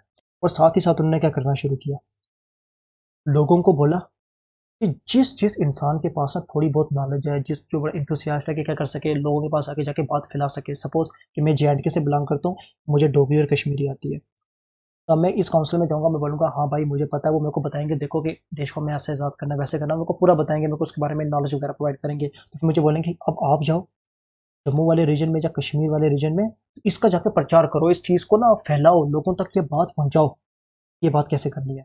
इस काउंसिल का ये काम था, और काउंसिल का काम था कि कोई भी डिसीजन लेना। अब कोई एक आदमी डिसीजन ले रहा है, प्रेसिडेंट डिसीजन ले रहा, अब पूरी काउंसिल डिसीजन ले रही है कि हमने क्या करना है, आगे क्या चीज़ करनी है और क्या नहीं करना है। और ये काउंसिल पूरे साल रहती थी, ना कि सिर्फ एक दिन मिलना और बात खत्म कर देनी। उसके बाद सेशन तो हुए, लेकिन इस काउंसिल का काम काफ़ी ज़्यादा बढ़ गया, अब पूरे साल भी काम चलता रहता था, कोई भी चीज़ के बारे में अगर कुछ करना। और एट द सेम टाइम उन्होंने क्या कर दिया, फोर आना कर दिया मेंबरशिप को। क्यों, क्योंकि इतना ज़्यादा कम इसलिए कर दिया कि कोई भी इंसान आके कर सके, मेंबरशिप ले सके। was launched so that more and more people could join Congress. The hierarchy of the village, taluk, district level committee was to be created. The Congress reached to the grassroots level. देखो अब 3 level पर उन्होंने क्या किया, मैंने अभी जो बोला कि जम्मू कश्मीर में आपको मुझे भेजा, उन्होंने बोला कि आप जाके प्रचार करो। अब उन्हें सिर्फ स्टेट लेवल पे नहीं भेजा, जो बंदा ज़्यादा इन्फ्लुएंशियल होगा उसको स्टेट लेवल पे भेजेंगे। अब उसके अंडर क्या करेंगे, जो और लोग आएंगे उनको बोलेगा कि क्या आप करो, ब्लॉक लेवल पे जाओ, डिस्ट्रिक्ट लेवल पे जाओ, विलेज लेवल पे जाओ। हर किसी को पता चलना चाहिए, हर किसी को हमने कम से कम ना जागरूक करना, हमने बताना कि हमारे देश में reorganisation of provincial Congress committee so that now they could would be organised on linguistic basis. Linguistic basis में क्यों किया, ताकि बैरियर ना आ सके। अब मुझे गुजरात के रीजन में भेज दिया जाए और मुझे बोले कि जाओ उन लोगों से बात कर, ऑब्वियसली बात है मुझे गुजराती नहीं आती है, तो उनको मेरी बात समझ नहीं आने लगी। इस जो लैंग्वेज आती है उसको उसी रीजन में भेजा जाए ताकि वो आराम से कॉन्टैक्ट कर सके। द आइडिया वाज टू, ये नागपुर सेशन 1920, ये नागपुर सेशन इसलिए इतना ज़्यादा इंपॉर्टेंट है, इसमें काउंसिल बनी है कौन सी, हमारी कांग्रेस की। The idea was to bring is to close the masses by using vernacular language. Vernacular language कौन सी होगी, लोकल लैंग्वेजेस, ठीक है, उसको यूज करके किया जाए। Why was the non cooperative movement, अब क्या हो गया कि नॉन कोऑपरेटिव मूवमेंट बहुत अच्छी चल रही थी, सब कुछ चल रहा था, उन्होंने इंडिजिनस प्रोडक्ट यूज करना शुरू किया, हर चीज करना शुरू हो गए। बट एक इंसिडेंट हो गया, चोरी चोरा हत्याकांड जिसको हम कहते हैं। और जैसे ही चोरी चोरा हत्याकांड हुआ, गांधी ने बोला कि ना भाई आप इस लायक नहीं हो, आप इस काबिल नहीं पहुंचे हो कि आपको ना आज़ादी दी जाए। क्यों, क्योंकि आपने अभी तक सीखा ही नहीं है नॉन वायलेंस कैसे किया जाता है। क्यों, क्योंकि चोरी चोरा हत्याकांड में क्या हुआ, इन चोरी चोरा था Uttar Pradesh violent mob set off fire to the police station killing 22 policemen during a clash between the police and the protester of the movement. अब बेसिकली हुआ क्या, ये चोरी चोरा वाला जो रीजन है ना, वहां पे क्या हुआ कि उत्तर प्रदेश में उन्होंने अटैक करना शुरू कर दिया। इन पे पुलिस वालों ने लाठी चार्ज की, बहुत गंदी तरीके से मारा लोगों को, गंदी तरीके से मारा, इतना गंदे से लगा। अब ऑब्वियसली बात है, एक ऐसी लिमिट आती है जिसके बाद क्या बोलते हैं सारे वो कि बहुत हो गया, अब हम और नहीं सह सकते, अब हमें क्या करना पड़ेगा, क्योंकि लाठीचार्ज चल रही है, ऑब्वियसली बात है, इतनी लाठी चल रही, किसी को सिर में लग रही, कहीं लग दिया, मैं भी किसी को सिर में लगी, कोई मर गया।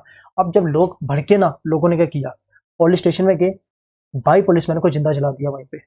और जब ये बात कहाँ तक पहुंची, गांधी जी के कान में, गांधी ने बोला कि नहीं भाई, आप वायलेंस कर रहे हो, अब जो ब्रिटिशर्स का करेंगे, इसका बदला लेने के लिए क्या करेंगे, वो कोई भी चीज लाएंगे, अगर कोई भी काउंटर मेजर लाएंगे, तो उससे ना पूरे देश में ना हर जगह जो बंदा है ना उसको दुखना पड़ेगा। क्यों? क्योंकि अब उनको जस्टिफिकेशन मिल चुकी है कि हमारे 22 बंदे मर चुके हैं। तो गांधी ने बोला कि जल्दी जल्दी सस्पेंड करो, नहीं तो और बंदा बड़ा पंगा पड़ने वाला है हमारा, क्योंकि अब वो हर जगह में मारना शुरू करेंगे और वो देखेंगे भी नहीं। Gandhi ji called off the moment and saying people were not ready for the violent against the government through अहिंसा के जो, अहिंसा क्या होता है, non violence. A lot of leaders like Motilal Nehru, C.R. Das were against the suspension of the movement only due to the periodic incident of the violence. जो C R दास थे, मोतीलाल नेहरू थे, उन्होंने क्या बोला कि नहीं भाई, आप आप जो आपने अब्रप्ट क्या कर दिया, हमारे मूवमेंट को बंद कर दिया, आपको ये करने की जरूरत नहीं थी। आपको क्यों जरूरत नहीं थी? क्योंकि मूवमेंट अच्छी चल रही थी, आपको लगता है कि इतने बड़ा देश में अब कहीं ना कहीं इंसिडेंट होना ही होना पड़ेगा, ऐसा तो हो नहीं सकता कि इंसान हर जगह परफेक्ट हो जाएगा। तो आपने सिर्फ अगर इस रीजन की वजह से क्या कर दिया, आपने क्या कर दिया, बंद कर दिया, तो ये आपका बहुत गलत डिसीजन। तो जैसे ही गांधी जी ने क्या किया, ये सस्पेंड की, अगर जैसे सस्पेंड की, गांधी जी की पॉपुलैरिटी क्या होगी, गिर गई। क्योंकि गांधी जी ने जब ये नॉन कॉपरेशन मूवमेंट या सिविल डिसोबीडियंस मूवमेंट जब स्टार्ट की थी ना, गांधी जी ने क्या बोलता कि 1 साल के अंदर अंदर हमें क्या मिल जाएगी, आज़ादी मिल जाएगी। लोग खुश हो गए। गांधी ने बोला कि ये फंड है, इस फंड में पैसा दो, और उस फंड का नाम क्या दिया, तिलक फंड। क्यों? क्योंकि अभी अभी तिलक जी की क्या हुई थी, डेथ हुई थी। जब जब गांधी जी ने बोला कि 1 साल के अंदर आज़ादी मिल जाएगी, तो लोगों को बोला कि डोनेशन दो, तो लोगों ने आके ना अपनी जेवर जौहरात हर चीज देनी शुरू कर दी। गरीब आदमियों के पास में एक एक चीज जो सोने की चीज पड़ी थी वो भी डाल दी उन्होंने, कि ठीक है देश आज़ाद हो रहा है तो हमें क्या ही चाहिए, और कुछ नहीं चाहिए, देश आज़ाद होना चाहिए। इसलिए लोगों ने बहुत सेक्रीफाइस किया, तब जाके हम यहाँ पे पहुंचे। और मुझे लगता ही नहीं, कभी कभी लगता ही नहीं कि हम इस सेक्रीफाइस के काबिल भी हैं, क्योंकि हमारी हरकतें जिस हिसाब की हैं। तो जैसे ही क्या हुआ, गांधी जी ने क्या किया, ये बंद किया, गांधी की पॉपुलैरिटी गिरी। और आपको पता है कि बीच नॉन कॉपरेशन मूवमेंट के बीच अगर गांधी जी को उठा के ले जाते पूरा देश भड़क जाता। लेकिन जैसे ही गांधी जी ने मूवमेंट खत्म की, गांधी जी की पॉपुलैरिटी गिरी, ब्रिटिशर्स को पता चल गया ये सबसे बेस्ट टाइम है, इस टाइम में क्या किया जाए, गांधी जी को उठा लिया जाए। उन्होंने उठाया गांधी जी को और कहाँ जाके डाल दिया, जेल में। गांधी जी को जब जेल में डाला, तब ना वापस स्टेलमेट आ गया। अब वापस क्या हो गया, अब उनको समझ नहीं आता कि अब हम क्या किया जाए। उसके बाद क्या आ गया, अब उसके बाद एक डिफरेंट तरीके से स्टार्ट होगी हमारी क्या, पॉलिटी। तो पॉलिटी हमारी कैसे स्टार्ट हुई, कि कुछ लोग बोल रहे थे कि गांधी जी के तरीकों को क्या किया जाए, अपनाया जाए और उसी को आगे बढ़ाया जाए। और कुछ लोग क्या करने वाले कि गांधी जी के जो तरीके ना उनको डाउट करना शुरू हो गए, कि गांधी जो बोलते हैं कि बिल्कुल नॉन वायलेंस पे किया जाए, क्या उस नॉन वायलेंस की किया जा सकता है? मुझे नहीं लगता, क्योंकि अगर छोटी सी बात में गांधी जी अगर एक हमारा इतना बड़ा रेवोल्यूशन बंद करते हैं कि, तो गांधी जी का हमारा फायदा क्या है? और जो गांधी जी के साथ थे उन्होंने बोला कि नहीं, हम क्या करते हैं, गांधी जी ने हमें बोलता है कि आप क्या करो, कि लोगों को भेजो, ग्रास रूट लेवल पे, विलेज लेवल तक भेजो, उनको जाके क्या बोलो, कि इनके बारे में सिखाओ, ताकि जब ना वो मौका आए हमारे पास, तो हमारे पास कम से कम पीछे का मासेस खड़े हों, लोग खड़े हों, लोगों का हमें सपोर्ट तो कम से कम मिलता हो ना। और जो गांधी जी के खिलाफ थे उन्होंने बोला कि नहीं, हमें क्या चाहिए, काउंसिल एंट्री चाहिए। काउंसिल एंट्री क्या, कि हमें जाके एडमिनिस्ट्रेशन में जाना, हमें पॉलिटिक्स में जाना है, हमने नेता शेता बनना है। और हम क्या करेंगे, अंदर से जाके हम क्या करेंगे, ब्रिटिश के राज को क्या करेंगे, खोखला करेंगे। लेकिन इन दो के बीच क्या आ गया, आइडियोलॉजी में काफी डिफरेंस आना शुरू हो गया। क्यों? क्योंकि एक बोल रहे हैं कि हमने ब्रिटिश से दूर रहना है, हमने लोगों को सिर्फ पढ़ाना है, सिखाना है, उनकी हेल्प करनी है, ताकि जब क्या हो कि गांधी जी बाहर आए, जब हमने फिर अगले बार फिर हम आज़ादी के लिए जाएं, इंडिपेंडेंस के लिए जाएं, तो कम से कम हमारे पीछे लोग खड़े हो। और दूसरे बोला कि नहीं, हम काउंसिल एंट्री करेंगे, अंदर से ब्रिटिश अगर हमारे खिलाफ कोई गलत काम कर रहा है तो हम उनको रोकेंगे, हम उनको करने नहीं देंगे। तो ये आइडिया बढ़ चुका है। अब जैसे ही इस चीज़ का आइडिया बढ़ता गया, इन दोनों के बीच रेडिकल क्या होते जगह डिफरेंस आते गए, तो सबको खतरा था क्या, कि ये फिर स्प्लिट आने वाला है, जो 1907 में आया था। जो जैसे सूरज स्प्लिट हुआ था, अब इनको डर लग रहा था कि ये ना आए। अब गांधी जी ने क्या किया, गांधी जी ने बोला कि मैं ना काउंसिल एंट्री के बिल्कुल खिलाफ हूँ, काउंसिल एंट्री में मत जाओ। लेकिन जो कौन कौन जाना चाहता, मोतीलाल नेहरू जाना चाहते थे काउंसिल में, सी आर दास जाना चाहते थे। उन्हें बोला कि नहीं, हमें जाना ही जाना है। ठीक है, इन्होंने क्या किया, socialist Congress Congress socialist Swarajist party, उन्होंने क्या किया? नहीं, सोशलिस्ट स्वराजिस्ट पार्टी, इन्होंने क्या बनाई? सी आर दास और मोती नेहरू मिलकर बनाई। उन्होंने बोला कि हम क्या करेंगे, नहीं हम काउंसिल एंट्री करना चाहते हैं, हमें लगता है कि इसका ज़्यादा फायदा होगा, क्योंकि हर इंसान अपने हिसाब से सोचता है, उसको लगता है कि हमें जिस हिसाब से देश में कंट्रीब्यूट कर सकते हैं वो उस हिसाब से करना चाहेगा। तो एट लास्ट गांधी जी ने बोला कि चलो ठीक है, आप स्प्लिट मत करो, मैं तैयार हूँ कि आप जाओ काउंसिल एंट्री में, लेकिन आप वहां जाके ना भूल मत जाना कि आप यहाँ पे आए क्यों हो। तो मुझे लगता है कि जब आपको वहां पे जाके पावर मिलेगी, पैसा मिलेगा ना, तो आपको उसकी आदत पड़ जाएगी, अब आपको वो कुर्सी छोड़ने का दिल नहीं करेगा। अगर आप उस कुर्सी को ना कांटों का ताज समझ के जा रहे हो, कांटों समझ के जा रहे हो कि कांटों से कुर्सी बनी है, वो ताज नहीं है, वो भी कांटों से बना हुआ है, तो बहुत अच्छी बात है। अगर आप क्वेश्चन समझ के जा रहे हो तो फिर आप मत जाइए। जब गांधी जी ने को ये इजाज़त दी तो ये चले गए कहाँ पे, काउंसिल एंट्री में। वो जब रुके हुए थे वो यहीं पे रुके, उन्होंने अपना काम करना शुरू किया, ग्राउंड रूट लेवल में जाना शुरू किया। जो काउंसिल के अंदर गए उनको एक नाम दिया गया, जिसका नाम क्या था?